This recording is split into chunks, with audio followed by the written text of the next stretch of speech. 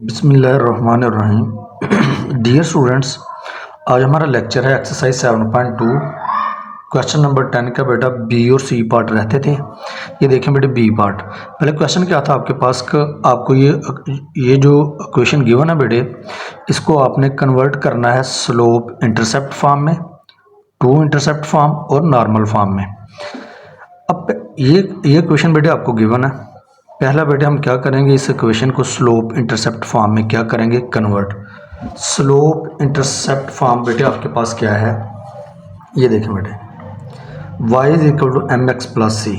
अच्छा बेटे, अगर आप चाहते हैं कि आपको ये जो इसके रिमेनिंग पार्ट्स हैं क्वेश्चन नंबर 10 के बी और सी आपको अच्छे से समझ आए, तो इसके लिए बेटे आपको क्वेश्चन नंबर 10 का जो फर्स्ट पार्ट था ना, ए पार्ट, वो भी बेटे आपको वॉच करना पड़ेगा, फिर उसके बाद आपको अच्छे से समझ आएगी। लेकिन चलें खैर देखें बेटे, ये है आपके पास slope intercept form y is equal to M X plus C, यानी कि स्लोप इंटरसेप्ट फॉर्म ये बेटे आपके पास है। स्लोप इंटरसेप्ट फॉर्म में आपको करना क्या है बेटे, आपको y का रिलेशन जो है वो फाइंड आउट करना है, यानी कि आपने क्वेश्चन को सॉल्व करना है y के लिए। तो ये आपके पास आ जाएगी स्लोप इंटरसेप्ट फॉर्म। ये बेटे देखें स्लोप इंटरसेप्ट फॉर्म हमने क्या किया कि 7y को, चूँकि 7 यानी y के अलावा बाकी टर्म्स को बेटे हमने इक्वालिटी के दूसरी तरफ शिफ्ट कर लिया। ये देखें, ये पॉजिटिव था, क्या होगा नेगेटिव, और नेगेटिव टर्म बेटे क्या होगी, पॉजिटिव। हमें चाहिए y की वैल्यू, क्योंकि स्लोप इंटरसेप्ट फॉर्म में लेफ्ट हैंड साइड पे आपके पास सिर्फ क्या होता है y। ये 7 बेटे मल्टीप्लाई हो रहा है, दूसरी तरफ शिफ्ट करेंगे तो क्या हो जाएगा, डिवाइड, -4x/7 प्लस 2/7। ये है बेटे आपके पास slope intercept form. Slope intercept form में आपके लेफ्ट हैंड साइड पे क्या होना चाहिए, y। अब बेटे आगे इसी इक्वेशन को आपने कन्वर्ट करना था two intercept form. Two intercept form बेटे वो देखने आपके पास क्या है, x/a plus y/b is equal to 1, यानी कि इक्वेशन के राइट साइड पर आपके पास कांस्टेंट टर्म क्या होना चाहिए, 1, और x और y का जो कोफिशिएंट है वो बेटे आपके पास क्या होना चाहिए, 1। ठीक हो गया बेटे, x और y का कोफिशिएंट क्या होना चाहिए, 1, और राइट हैंड साइड पे कांस्टेंट टर्म क्या होनी चाहिए, 1। यही बेटे हम बनाएंगे। ये देखें, ये आपको क्वेश्चन गिवन थी, ये क्वेश्चन। तो हम क्या करेंगे इस केस में, कांस्टेंट टर्म को बेटे दूसरी साइड पे शिफ्ट कर लेंगे। नेगेटिव है बेटे, क्या हो जाएगी, पॉजिटिव। तो टू इंटरसेप्ट फॉर्म क्या थी आपके पास, आपके राइट साइड पर क्या होना चाहिए, 1, और लेफ्ट साइड पर मैंने कहा था x और y का कोफिशिएंट क्या होना चाहिए था, 1। ये देखें आपके पास आ गई टू इंटरसेप्ट फॉर्म। ये कैसे आई है, देखें बेटे, हमें इक्वालिटी के राइट साइड पे चाहिए होता है 1, ज़रा 2 को 2 पे डिवाइड करेंगे तो 1 आएगा ना। चूंकि ये इक्वेशन है, लिहाजा हम इक्वेशन के दोनों साइड्स पे बेटे 2 पे क्या करेंगे, divide. 4x/2 plus 7y/2 is equal to 2/2। ये बेटे कैंसिल हो जाएगा, 2 1 ज़ा 2, 2 2 ज़ा 4। ये आपके पास टर्म आ गई 2x/1 प्लस, ये एज इट इज़ बेटे लिखा है इसको, 7y/2 इज इक्वल टू, ये बेटे 2 2 से कट गया तो क्या आपके पास आ गया, 1। हमें चाहिए x विदाउट वेरिएबल, ठीक है, यहाँ पे 2 है ना, इसको बेटे यूँ लिखा जा सकता है 1/2 करके। 7 को भी बेटे लिखा जा सकता है 2/7। ओके हो गया बेटे, इज इक्वल टू 1। तो ये था बेटे आपके पास टू इंटरसेप्ट फॉर्म। अब बेटे नॉर्मल फॉर्म देखें।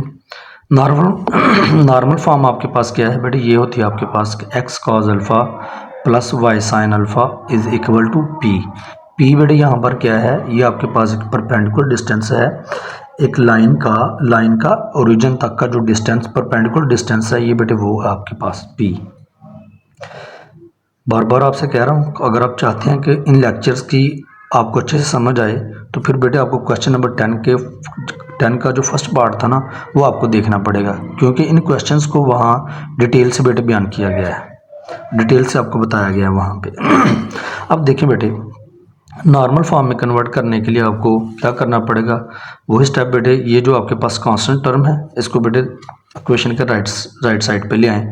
नेगेटिव था तो क्या हो जाएगा, पॉजिटिव।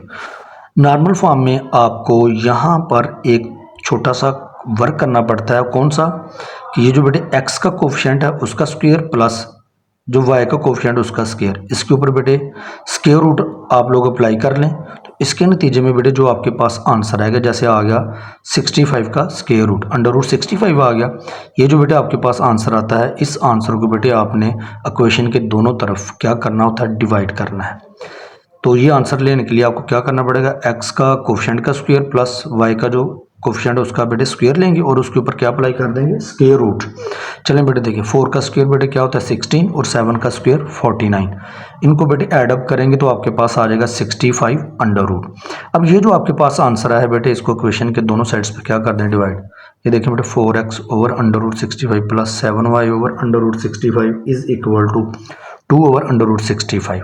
डिवाइड कर लिया बेटे। उसके बाद इसको क्या यूँ लिखा जा सकता है कि कांस्टेंट टर्म को हम साइड कर एक्स को यूँ आगे लिखा जाए सामने ऐसे, 4 ओवर अंडर रूट 65 एक्स को बेटे हमने ऐसे लिख लिया plus 7 over under root 65 y को बेटे यहाँ पे साइड पे लिख लिया हम लोगों ने, इज इक्वल टू 2 ओवर। वो इसलिए लिखा कि ये देखें जो आपके पास थी ना नॉर्मल फॉर्म, जो बेटे आपके पास जो नॉर्मल फॉर्म है वो ये देखें हमने कंपेयर करना होता है। ये जो आपके पास रिजल्ट आया है ना, ये देखें यहाँ भी एक्स है और नॉर्मल फॉर्म में भी आपके पास क्या है, एक्स। एक्स को बैलेंस करेगा तो एक्स के साथ क्या है कॉस अल्फा और इधर एक्स के साथ क्या है 4 over under root 65। It means cos alpha बेटे इसके इक्वल आ जाएगा 4 ओवर अंडर रूट 65। इसी तरह देखें प्लस वाई साइन अल्फा, ये देखें बेटे यहाँ भी वाई है और यहाँ भी वाई है, वाई को बैलेंस करेगा तो यहाँ पर देखें वाई के पीछे के वाई के साथ क्या वैल्यू लिखी हुई है 7 ओवर अंडर रूट 65। इधर देखें वाई के साथ क्या लिखा हुआ sine alpha. It means sine alpha बेटे इक्वल आ जाएगा 7 ओवर 65 के। ये बेटे हमने कंपेयर करने के बाद कॉस अल्फा और साइन अल्फा की वैल्यू फाइंड आउट कर ली। अब ये बेटे देखें साइन अल्फा और कॉस अल्फा की वैल्यूज, कॉस अल्फा बेटे आपके पास पॉजिटिव है और साइन अल्फा भी आपके पास क्या है पॉजिटिव। साइन और कॉस फर्स्ट क्वाड्रेंट में बेटे क्या होते हैं पॉजिटिव। फर्स्ट क्वाड्रेंट हमारे पास एक ऐसा क्वाड्रेंट होता है बेटे जिसमें A stand for all. First quadrant हमारे पास एक ऐसा क्वाड्रेंट होता है जिसमें तमाम ट्रिग्नोमेट्रिक फंक्शंस क्या होते हैं बेटे पॉजिटिव। साइन और कॉस अगर पॉजिटिव है तो इट मीन्स ये फर्स्ट क्वाड्रेंट में लाई करेगा। ये भी बेटे क्लियर हो गया। और ये जो पी था आपके पास, ये पी कहाँ से, ये देखें ये जो इक्वालिटी क्या आ गया बेटे, ये पी है आपके पास, ठीक है। ये देखें पी आपके पास, ये पी की वैल्यू आ गई। अब बेटे हमने इंक्लिनेशन एंगल की बेटे वैल्यू फाइंड आउट करनी है अल्फ़ा की। तो हमें तो हमारे पास है साइन अल्फ़ा और काज अल्फ़ा। साइन अल्फ़ा और काज अल्फ़ा की बेटे रेशो होती है टैन अल्फ़ा के। साइन ओवर काज बेटे किसके इक्वल होता है, टैन अल्फ़ा के होता है ना। तो tan alpha is equal to आ जाएगा sine alpha over cos alpha. Sine alpha की वैल्यू क्या है 7 ओवर अंडर रूट 65 और काज अल्फ़ा की क्या है 4 ओवर अंडर रूट 65। ये बेटे ये अंडर रूट 65 कैंसिल हो जाएगा, हमारे पास आ जाएगा 7 ओवर 4। मैंने आपको पार्ट नंबर ए में बताया था कि जैसे जब भी हमारे पास काज और साइन की वैल्यू आएगी तो ये बेटे डिनोमिनेटर की वैल्यू आपके पास क्या होगी सेम। यही समझ लेंगे, ये कट जाएगा, साइन ओवर काज होता है ना हमारे पास, तो 7 ओवर 4 बेटे आपके पास आ जाएगा। ये भी हिंट के तौर पर बता रहा हूँ आपको, अदरवाइज आपने वैल्यूज पुट करने के बाद टैन अल्फ़ा का आंसर लेकर आना है, ठीक है बेटे। हमें चाहिए अल्फ़ा, टैन दूसरी तरफ जाके बेटे इनवर्स हो जाएगा 7 ओवर टैन इनवर्स 7 ओवर 4 का बेटे आंसर आएगा 60.26 डिग्री। ये बेटे आपके पास अल्फ़ा आ गया। अब ये जो आपके पास अल्फ़ा आया बेटे इसकी वैल्यू इधर पुट करें। ये जो रिलेशन ए है आपके पास, अल्फ़ा की वैल्यू आपके पास आ गई, यहाँ बेटे पुट कर दें। रिलेशन ए बिकम्स, ये बेटे आपके पास रिलेशन ए है, जहाँ बेटे अल्फ़ा है वहाँ ये एंगल पुट कर दें 60.26 डिग्री 60.26 डिग्री। जहाँ बेटे अल्फ़ा था वहाँ हमने रिलेशन ए में क्या कर दिया, इंक्लिनेशन ये जो अल्फ़ा था उसकी वैल्यू पुट कर दी, इज़ इक्वल टू पी बेटे किसके इक्वल था 2 ओवर अंडर रूट 65 के। तो ये है बेटे आपके पास नॉर्मल फॉर्म। अब बेटे इसका सी पार्ट देखें, बिल्कुल बेटे सेम स्लोप इंटरसेप्ट फॉर्म में बेटे कन्वर्ट करना है गिवन इक्वेशन को। तो मैंने कहा था कि जो भी गिवन इक्वेशन होती है उसको वाई के लिए हमने सॉल्व करना होता है। तो y को एक तरफ रखते हुए बाकी टर्म्स को बेटे दूसरी तरफ ले जाएं। नेगेटिव टर्म बेटे पॉजिटिव हो जाएगी और पॉजिटिव टर्म नेगेटिव। हमें चाहिए y 15 बेटे इक्वेशन के दूसरी तरफ जाके क्या हो जाएगा डिवाइड 8x ओवर 15, x को बेटे हमने साइड पे लिख लिया -3 ओवर 15 को बेटे डिवाइड कर। तो ये आपके पास क्या है स्लोप इंटरसेप्ट फॉर्म। उसके बाद हमें चाहिए two intercept form. Two intercept form में क्या होता है कि इक्वेशन के राइट साइड पर आपके पास क्या होना चाहिए 1, और जो आपके पास यहाँ पर x है x और एक्स के कोफिशिएंट आपके पास हमेशा क्या होना चाहिए 1, यानी कि ये विदाउट कोफिशिएंट होना चाहिए। चलें बेटे ये क्वेश्चन आपको गिवन थी, ये क्वेश्चन गिवन थी आपको, एक्स वाई को एक तरफ रखते हुए कांस्टेंट टर्म को दूसरी तरफ ले जाएं, ये बेटे प्लस है क्या हो जाएगा माइनस, ठीक हो गया बेटे। और उसके बाद उसके साथ हमने ये भी किया कि एक्स वाली टर्म को बेटे पहले लिख लिया और वाई टर्म को बाद में, ठीक होगा बेटे। -8x + 15y is equal to, ये बेटे नेगेटिव था, क्या हो गया पॉजिटिव। अब हम क्या करेंगे, हमें इक्वालिटी के इस तरफ चाहिए होता है 1, वो 1 तभी आएगा ना जब -3 को -3 पे डिवाइड करेंगे, ये माइनस माइनस से कट जाएगा, 3 से कट जाएगा, तो क्या आ जाएगा आपके पास 1 आएगा ना बेटे। इट में चूंकि ये इक्वेशन है, तो अगर आपके पास इक्वेशन हो तो इट मीन्स इक्वेशन के दोनों साइड्स पे आपने -3 को क्या करना है बेटे डिवाइड, -8x को भी -3 पे डिवाइड कर लें, 15y को भी बेटे -3 पे डिवाइड कर लें और इस तरह भी कर लें। ये बेटे माइनस माइनस से कट जाएगा तो आपके पास आ जाएगा 8x/3 प्लस ये बेटे कैंसिल हो रहा है, 3 1 ज़ार 3, 3 5 ज़ार 15, आपके पास आ गया 5y/-1, ये बेटे माइनस माइनस से कट गया, 3 से कैंसिल हो गया तो आपके पास 1 आ गया। एक्स का कोफिशिएंट हमें क्या विदाउट कोफिशिएंट लिखना होता है आप लोगों ने एक्स और वाई को, इसको बेटे 8 को यूँ लिखा जा सकता है 3/8 प्लस अब 5 को बेटे यूँ लिखा जा सकता है नीचे -1/5 इज इक्वल टू 1। तो ये है बेटे आपके पास 2 इंटरसेप्ट फॉर्म। और नॉर्मल फॉर्म बेटे वही आप लोगों ने क्या करना है कि कांस्टेंट टर्म को बेटे आपने इक्वेशन के दूसरी साइड पे क्या करना है, शिफ्ट करना है और एक्स की वैल्यू को पहले लिखना और वाई की वैल्यू को बाद में। ये देखिए बेटे प्लस था तो क्या होगा माइनस, एक्स की टर्म को पहले लिख लिया, वाई टर्म को बाद में लिखा, ठीक हो गया बेटे। अब एक बात आपको बताई थी पार्ट जो जब हम ए पार्ट कर रहे थे नॉर्मल फॉर्म में, कि बेटे ये जो इक्वालिटी के राइट साइड पर जो भी कांस्टेंट टर्म होती है वो हमेशा पॉजिटिव होनी चाहिए। तो पॉजिटिव कैसे आपके पास आएगा, अगर मैं इसको माइनस से मल्टीप्लाई कर दूं, इसका मतलब इक्वेशन के दोनों साइड्स पर बेटे आपने -1 से क्या कर देना है multiply, minus minus plus, plus minus minus, minus minus plus. जब आप ये कर लेते हैं तो आपको मैंने बताया था कि आपने ये 17, ये यहाँ पर एक छोटा सा आपने वर्क करना है, यहाँ पे वो क्या है कि एक्स के कोफिशिएंट का स्क्वायर बेटे प्लस वाई के कोफिशिएंट का स्क्वायर, उसके ऊपर बेटे स्क्वायर रूट अप्लाई करना है, जो भी आंसर आएगा उस आंसर को बेटे आपने इस इक्वेशन के दोनों साइड्स पे क्या करना है डिवाइड। 8 का स्क्वायर बेटे 64 -15 का स्क्वायर जो होता है वो होता है 225, इन दोनों को बेटे ऐड करेंगे तो आपके पास आ जाएगा 289, जिसका स्क्वायर रूट होता है बेटे 17। अब ये जो आंसर बेटे आपके पास आया इसको इक्वेशन के दोनों साइड्स पे क्या कर देंगे डिवाइड, ये बेटे हमने डिवाइड कर लिया, ठीक है बेटे। तो आपके पास जो नॉर्मल फॉर्म थी वो यही है ना आपके पास, X cos alpha plus Y sine alpha is equal to P, ये बेटे आपको ज़बानी आनी चाहिए, ठीक है। इसको लर्न करें अच्छे से, x cos alpha plus Y sine alpha is equal to p, इसको बेटे रिलेशन ए का नाम दे लें। अब हम क्या करेंगे, इस इक्वेशन और इस इक्वेशन को कंपैरिजन करेंगे, एक्स को बेटे बैलेंस करेगा, एक्स के साथ है यहाँ पे 8/17 और यहाँ एक्स के साथ क्या है cos alpha, it means cos alpha equal आ जाएगा 8/17 के। वाई बेटे वाई को बैलेंस करेगा, साइन अल्फा बेटे आ जाएगा इक्वल -15/17 के, और पी बेटे इक्वल आ जाएगा 3/17 के। ये हमने कॉज अल्फा साइन अल्फा की वैल्यू फाइंड आउट कर ली। अब ये देखें बेटे कॉज की वैल्यू आपके पास पॉजिटिव है और साइन क्या है नेगेटिव। अब हमने यहाँ से ये जो आपके पास वैल्यूज आती हैं यहाँ पे विद साइंस, एक के साथ पॉजिटिव है और एक के साथ क्या है नेगेटिव। कॉज बेटे पॉजिटिव है और साइन क्या है नेगेटिव। ये बेटे इससे हम ये जो साइंस आपके पास है इससे हम अंदाज़ा लगा सकते हैं कि ये जो आपके पास अल्फ़ा है बेटे ये 4th क्वाड्रेंट में लाइक करता है।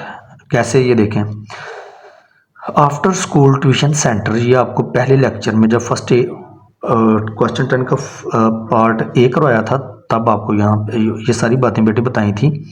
सी का मतलब ये है कि कॉज, यानी कि जो आपके पास 4th क्वाड्रेंट है बेटे उसमें सिर्फ कॉज पॉजिटिव होगा, ठीक है।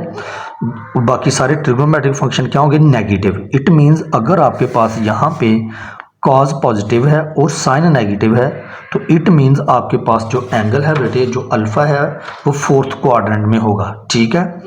चलें, ये तो यहाँ से हमें साइंस की मदद से इन्फॉर्मेशन एक मिल गई। अच्छा, उसके बाद ये देखिए हमें साइन अल्फ़ा और कॉज अल्फ़ा गिवन होते हैं ना, तो साइन अल्फ़ा और कॉज अल्फ़ा ये बेटे बराबर होता है टैन अल्फ़ा के, यानी कि साइन ओवर कॉस किसके बराबर होता है, टैन के इक्वल होता है ना। तो बेटे यहाँ से हम टैन अल्फ़ा की, क्योंकि हमने इंक्लिनेशन की वैल्यू फाइंड आउट करनी होती है वो इसलिए कि अल्फ़ा हमारे पास आएगा तो अल्फ़ा की वैल्यू यहाँ हमने पुट करनी होती है। तो ये जो हम यहाँ पे अभी जो प्रोसेस करने लगे हैं बेटे, ये करने लगे हैं इंक्लिनेशन के लिए, ताकि अल्फ़ा की वैल्यू आपके पास आ जाए। तो अल्फ़ा की वैल्यू आप रिलेशन ए में पुट करें तो आपके पास क्या आ जाएगी, नॉर्मल फॉर्म का फाइनल रिजल्ट आपके पास आ जाएगा। चलें बेटे, साइन ओवर कॉज होता है tan अल्फ़ा के। साइन की वैल्यू बेटे थी आपके पास 15/17 और कॉज की थी 8/17। अब ये देखिए बेटे, यहाँ पे मैंने नेगेटिव साइन नहीं लिखा इधर जब हमने tan अल्फ़ा अप्लाई किया। तो अब ये देखें कि वो इसलिए कि ये जो आपके पास यहाँ पर साइंस आते हैं, ये बेटे सिर्फ आपको ये इन्फॉर्मेशन देते हैं कि एक्चुअल आपके पास क्वाड्रेंट कौन सा है, ठीक है। चूंकि अल्फ़ा आपके पास क्या होता है, एक पॉजिटिव एंगल होता है ना, एंटी क्लॉकवाइज डायरेक्शन में होता है बेटे इंक्लिनेशन जो है। तो जब भी आपने tan अल्फ़ा की वैल्यू फाइंड आउट करनी है तो बेटे विद आउट जो आपके पास साइंस है उनके बगैर लिखना आप लोगों ने, ठीक है। बेटे नेगेटिव साइन नहीं लिखेंगे, सिंपल हम लिखेंगे 15/17, ठीक हो गया। फिर उसके बाद साइन ओवर कॉज होता है ना tan, कॉज की वैल्यू बेटे ये आपके पास 8/17, 17 से बेटे कट जाएगा, आपके पास आ जाएगा tan alpha is equal to 15/8। हमें चाहिए अल्फ़ा, tan बेटे इस तरफ आके क्या हो जाएगा इन्वर्स। तो जब इसके ऊपर इन्वर्स tan इन्वर्स अप्लाई करेंगे तो बेटा आपके पास अल्फ़ा आ जाएगा 61/93 डिग्री। अब अल्फ़ा कौन से क्वाड्रेंट में था, फोर्थ क्वाड्रेंट में। आपको क्वेश्चन नंबर 10 के इंट्रोडक्टरी लेक्चर में आपको बताया था कि अगर क्वाड्रेंट हो फोर्थ क्वाड्रेंट हो आपके पास, तो आप थीटा की वैल्यू कैसे फाइंड आउट करेंगे। ये जो आपके पास बेटे एंगल, ये जो आपके पास अल्फ़ा की वैल्यू आई है, ये आप माइनस कर देंगे 360 में से। वो इसलिए कि 360 से लेस वैल्यू बेटे आपके पास कौन सा क्वाड्रेंट होता है, फोर्थ क्वाड्रेंट। 360 से अबव तो फर्स्ट क्वाड्रेंट में चले जाएंगे ना, इसका मतलब 360 से बिलो जो वैल्यू है, जो कम वैल्यू है, वो कौन सा क्वाड्रेंट है, फोर्थ क्वाड्रेंट। तो लिहाजा आप फोर्थ क्वाड्रेंट के लिए अल्फ़ा की वैल्यू फाइंड आउट कर लेंगे। 360 में से बेटे अल्फ़ा को आप क्या कर देंगे, माइनस। जब हम माइनस करेंगे तो ये बेटे आपके पास अल्फ़ा की फाइनल वैल्यू आ गई। तो ये अल्फ़ा की वैल्यू बेटे आप लोगों ने रिलेशन ए में पुट करनी है, जहाँ अल्फ़ा है बेटे वहाँ आप लोग पुट कर दें अल्फ़ा की वैल्यू, ठीक है। और पी आपके पास क्या था, 3/17। ये देखें पी बेटे देखें पी की वैल्यू आप लोग यहाँ पे पुट कर दें। तो रिलेशन ए बेटे ये आपके पास आ गया। ये है बेटे आपके पास फाइनल नॉर्मल फॉर्म का रिजल्ट। ये बेटे उसकी इक्वेशन है बेटे। ये था बेटे आप लोगों का लेक्चर क्वेश्चन नंबर 10। अब बेटे देखिए क्वेश्चन नंबर 11। चलें बेटे इसके लिए मैं नेक्स्ट वीडियो आप लोगों के लिए जो है ना वो शूट कर लेता हूँ। अल्लाह हाफिज़।